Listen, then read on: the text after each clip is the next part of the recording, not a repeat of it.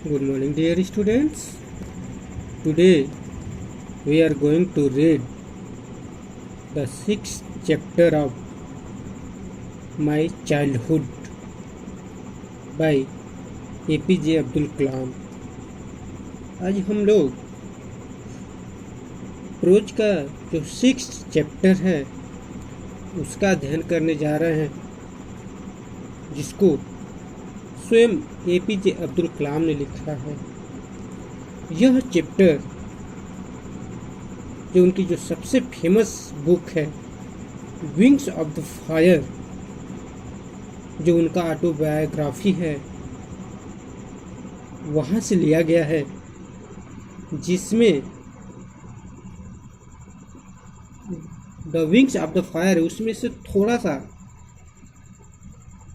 Short story को लिया गया है, जिसमें इस चैप्टर में बताया गया है माई चाइल्डहुड, यानी मेरा बचपन में किस तरह से उनका बचपन था, उनकी शिक्षा किस तरह से थी, उनके जो मित्र थे, जो उनके 3 क्लोज फ्रेंड थे, चाइल्डहुड फ्रेंड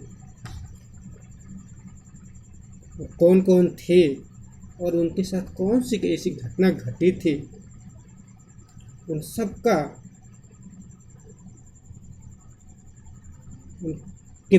के बारे में अध्ययन हम लोग करेंगे। और पहली बार जब वो पैसा कमाए थे तो किस तरह से क्या अनुभव किए थे, क्या वो फील किए थे, क्या महसूस किए थे, तो हम लोग पढ़ेंगे तो जानेंगे। तो स्टार्ट करते हैं।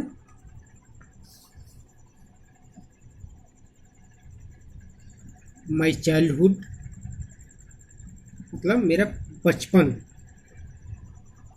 आई was born into a middle class Tamil family in island town of Rameswaram in the earth Madras state. I was born in middle class Tamil family, यानी जो मेरा जन्म हुआ था वो मध्यम वर्ग के तमिलारी फैमिली में in the island town of Rameswaram, जो रामेश्वर में एक टापू था, जो एक शहर है उस जिसका नाम रामेश्वर है, जिस इन द अर्थ मद्रास स्टेट, जिसे पहले हम मद्रास स्टेट के नाम से जानते थे, लेकिन आज वो रामेश्वर के नाम से जाना जाता है, जो कहाँ पे है, तमिलनाडु में। My father Jainulabdeen has neither much formal education nor much wealth, यानी जो मेरे पिता जैनुलब्दीन वो ना ही बहुत ज़्यादा पढ़े लिखे थे, यानी ना ही उनके पास बहुत ज़्यादा शिक्षा था, पढ़े लिखे थे, और ना ही वो बहुत अमीर थे। डिस्पाइट दिस डिसएडवांटेज, यानी इसके बावजूद भी he possess great innate wisdom and true generosity of spirit. इसके बावजूद भी वो पढ़े लिखे भी नहीं थे और ना ही उनके पास इतना धन था, अमीर थे, लेकिन इसके बावजूद भी वो नेचुरली क्या थे, विजडम थे, बुद्धिमान थे, और ट्रू जेनरस यानी सच्चा उदार ऑफ स्पिरिट, यानी जो उदार भावना के जो व्यक्ति होते हैं, सच्चे होते हैं, वो व्यक्ति थे। He has an ideal helpmate in my mother Esma, जो उनकी माँ थी उनका नाम एस्मा था, वो भी कैसी थी, हेल्पमेट थी, जो उनकी हेल्पमेट मतलब कह सकते हैं सपोर्टर वाइफ कह सकते हैं, जो हमेशा उनकी क्या करती है। I don't recall the exact number of people she fed every day, but I am quite certain that for more outsider ate with us than all the members of our own family put together. वो कहते हैं कि I don't call the exact number of people, कहते हैं कि मैं ये नहीं बता सकता हूँ कि कितने लोग थे जिन्हें शी फेड एवरीथिंग, यानी जिनको जो मेरी माता थी हमेशा उनको क्या करती थी, खाना खिलाती थी। But I am quite certain, लेकिन मैं निश्चित रूप से कह सकता हूँ कि far more outsider ate with us and all the members of our own family, यानी हमारे परिवार में जितने लोग थे, लेकिन उनसे ज़्यादा ही लोगों को क्या, जो बाहर के लोग थे, जो आउटसाइडर थे, जो स्ट्रेंजर थे, यानी जो अजनबी लोग थे, उनको क्या करते थे, खाना खिलाते थे, कुक टुगेदर साथ। I was one of many children, a short boy with rather undistinguished look, born to tall and handsome parents. कह रहे कि I am one of many children, लोग कई भाई थे, जिसमें कह रहे हैं I was one of many children, यानी उनमें से मैं एक था, a short boy, थोड़ा छोटा कद का था, with rather undistinguished, यानी कॉमन था, looks, born to tall and handsome parents, यानी जो मेरी माता पिता थे वो क्या थे, टॉल थे, हैंडसम थे, यानी देखने में भी सुंदर थे, लंबा भी थे, लेकिन मैं कैसा था, शॉर्ट बॉय था, यानी मैं छोटा था। We lived in our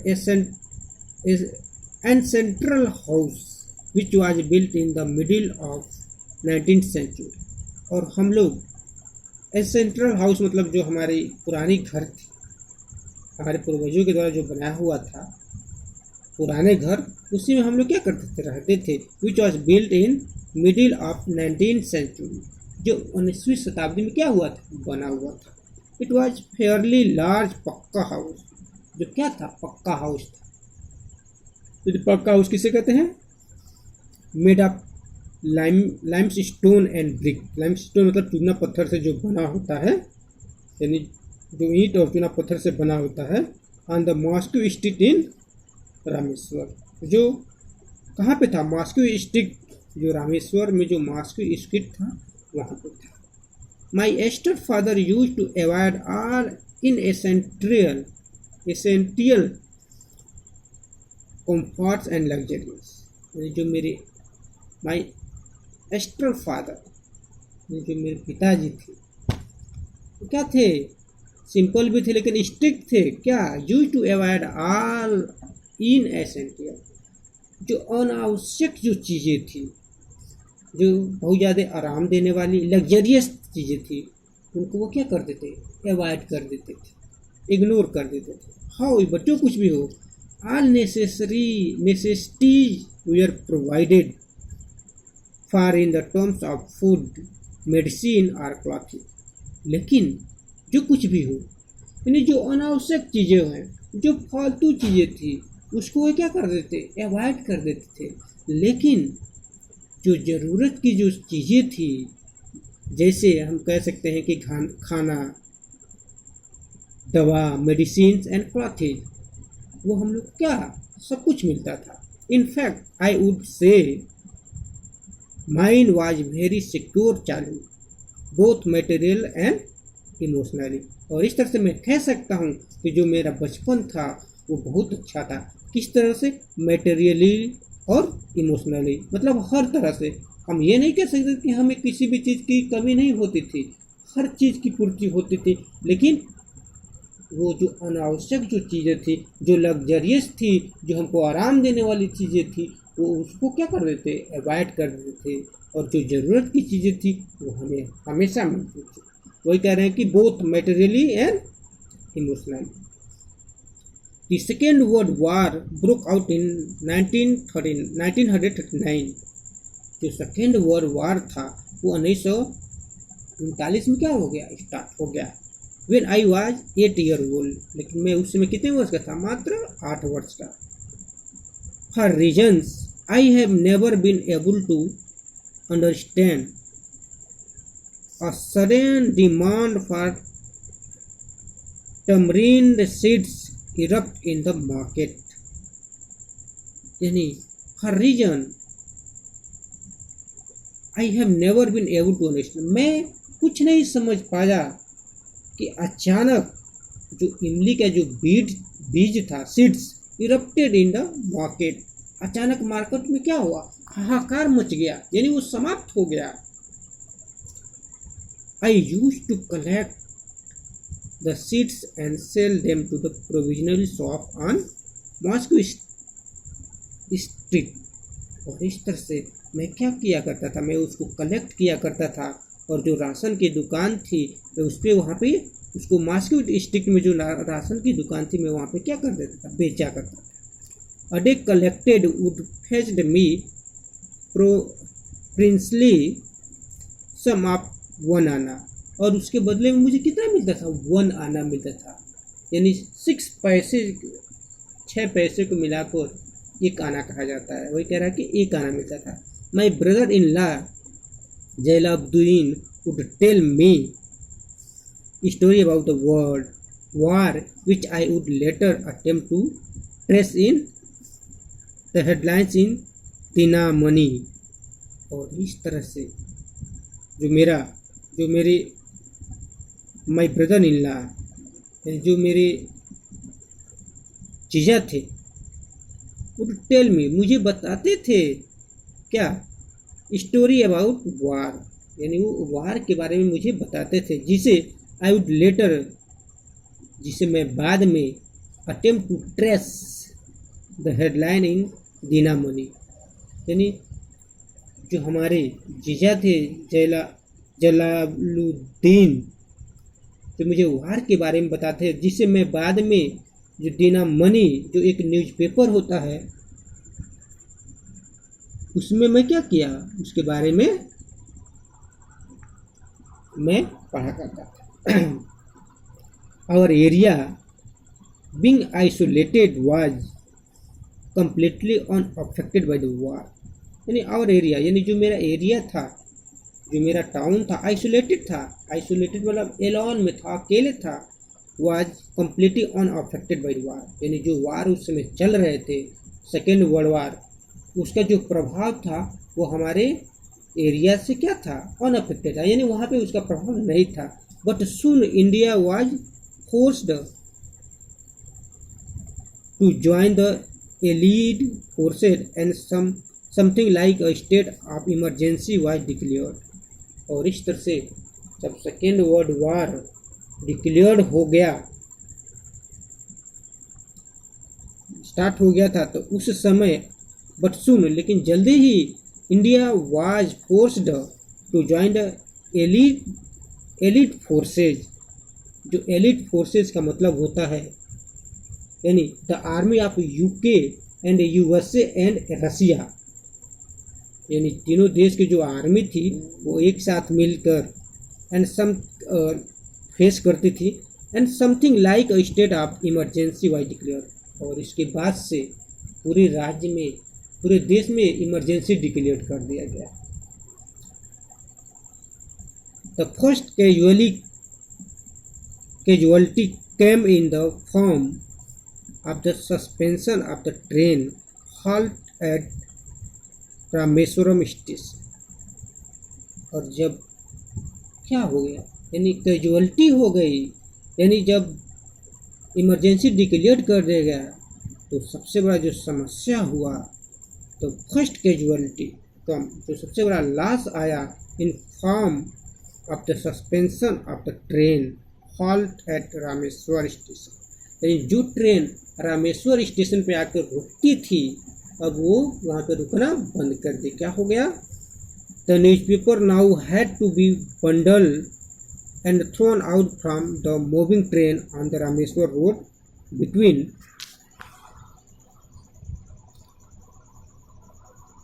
Rameshwar and Dhanushkodi. यानी अब क्या हुआ कि जो ट्रेन थी जब वहाँ पे रुकना बंद हो गया तो क्या होता था, यानी the newspaper now has to bundle and thrown out from the moving train, यानी जब चलती हुई ट्रेन से क्या किया जाने लगा, जो न्यूज़पेपर था वहाँ से फेंका जाने लगा। Rameshwar road between Rameswaram and Dhanushkodi, यानी रामेश्वर से धनुषकोडी के बीच में उसको क्या किया जाने लगा, फेंका जाने लगा। That forced my cousin Shamsuddin, who distributed newspaper in Rameswar, to look for a helping hand to catch the bundles, and as if naturally I filled the slot Shambhu। और इस तरह से जो मेरा कजन थे शमसुद्दीन को डिस्ट्रीब्यूटेड, यानी जो क्या कहते हैं न्यूज़पेपर को रामेश्वरम में बांटते थे, to look for a helping. अब उनको किन की ज़रूरत पड़ने लगी, यानी एक हेल्पर की ज़रूरत पड़ने लगी, हेल्प करने वाले व्यक्ति की ज़रूरत पड़ने लगी। And as if naturally I feel the slot Shamsuddin helped me earn my first wages. और इस तरह से मैं उनका क्या करता था, हेल्प करता था, और he help me earn my first wages. और इस तरह से वहाँ पे मुझे पहली बार उनके द्वारा मुझे क्या किया गया, वेजेज दिया गया। Half a century later I can still feel the search of pride in earning my own money for the first time. यानी हाफ सेंचुरी यानी 50 साल बाद, यानी जब मुझे फर्स्ट टाइम मुझे पैसा उनके द्वारा जब दिया गया था, तो मुझे उस पैसे में क्या था, प्राउड था, गर्व था कि मैंने पहली बार क्या किया, पैसा का। Every child is born with some inherited characteristic into a specific socio-economic and emotional environment and trained in certain ways by figure of authority। कहा जा रहा है कि each child is born, यानी प्रत्येक जो चाइल्ड होता है, बच्चे होते हैं जो जन्म लेते हैं with some inherited characteristic। इनहेरिटेज मतलब होता है कि जो अपने परिवार के यानी पैतृक कैरेक्टरिस्टिक्स, पैतृक जो अपने पूर्वजों के द्वारा जो कैरेक्टरिस्टिक्स जो हमें ज्ञान मिलते हैं, जो क्वालिटी हमें प्रोवाइड होती है in a specific socio economic and emotion environment, यानी कहा जाता है कि जो एक अच्छे वातावरण में रह के या जिस हम वातावरण में रहते हैं वहाँ उस वातावरण के अकॉर्डिंग जो हमें ज्ञान मिलता है, वही कह रहा है कि which some inherited characteristics into specific socio economic and emotional environment and trade in the certain way by figure of authority, यानी उसके अकॉर्डिंग हमें कुछ ना कुछ स्पेशल मिलता है।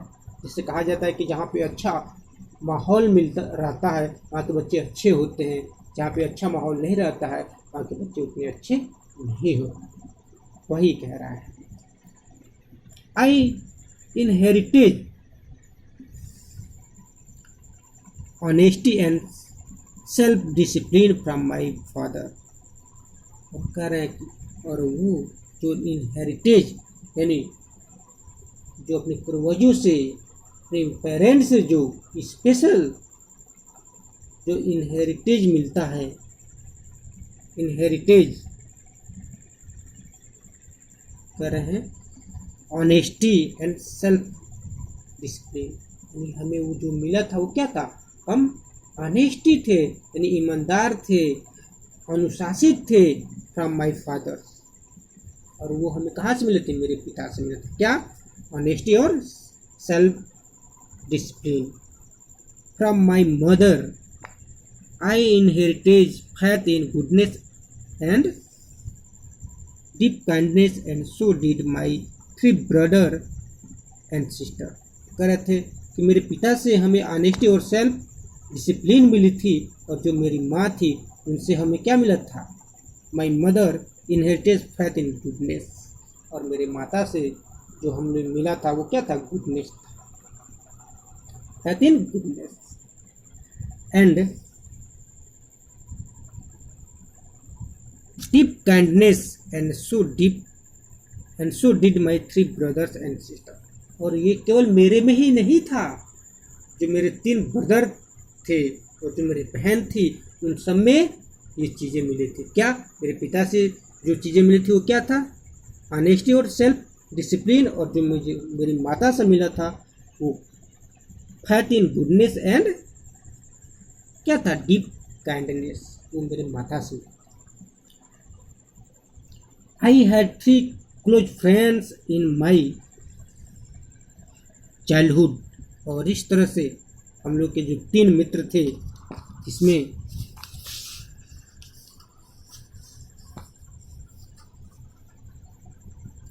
पहला रामचंद्रम शास्त्री, अरविंदम एंड शिव प्रकाशन।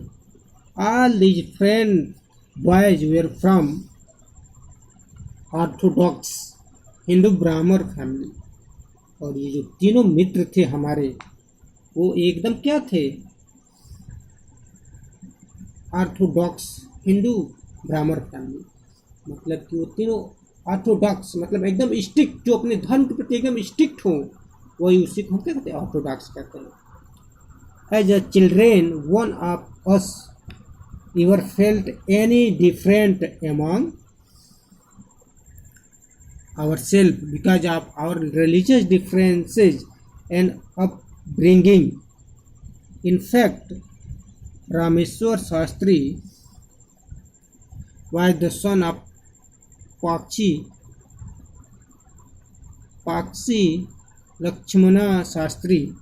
और इस तरह से हम लोगों में तीनों में जो रामेश्वर शास्त्री थे, जिनके पिता का नाम पाक्षी लक्ष्मण शास्त्री था, the high priest of Rameswaram temple, क्योंकि रामेश्वर जो टेम्पल था उसके क्या थे? प्रीस्ट थे। Later he took over the priesthood of Rameshwar temple from his father. और इस तरह से लेटर बाद में he took over the priesthood of Rameswaram temple from his father. और इस तरह से यानी कहने का मतलब यह है कि वो प्रीस्टहुड से ही वो रामेश्वर टेम्पल में क्या थे? हिज फादर वहाँ पे थे। Aravindan went into the business of arranging transport for visiting pilgrims, and Shiv Prakashan become a catering contractor for the Southern Railway। और इस तरह से पहले जो रामेश्वर थे, उनके पिता जो पाक्षी लक्ष्मण शास्त्री थे, वो रामेश्वर टेम्पल के क्या थे? प्रीस्ट थे। और जो अरविंदम थे, जो उनके पिता थे, वो बिजनेसमैन थे, जो क्या करते थे? Arranging transport of visiting pilgrims, यानी जो पिलग्रिम्स जो आते थे उनको क्या करते थे? विजिटिंग यानी भेजने का जो ट्रांसपोर्ट करते थे,